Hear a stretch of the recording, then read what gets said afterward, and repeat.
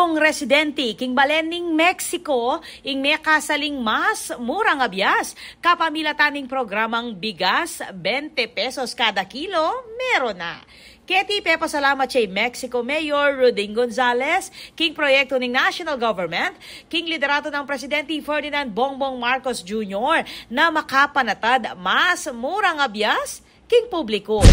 Maraguling kapasalamatan kay katamong Presidente ini kang President Bongbong Marcos king programa na kareng pakakalunod.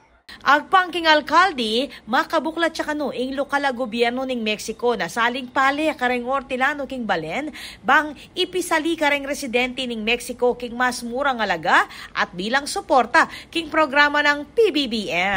Kung gusto nilang ibenta sa munisipyo, isasangguni ang bayan. Siyempre hindi naman pwedeng maglabas ka lang ng pera basta-basta. Kailangan dumaan ng proseso yan para naman na maiwasan natin yung pagdating ng araw magka-problema tayo.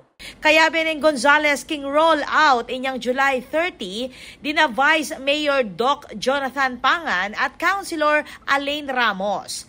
Reng benepisyaryo, maswelo king asaling mas murang abyas.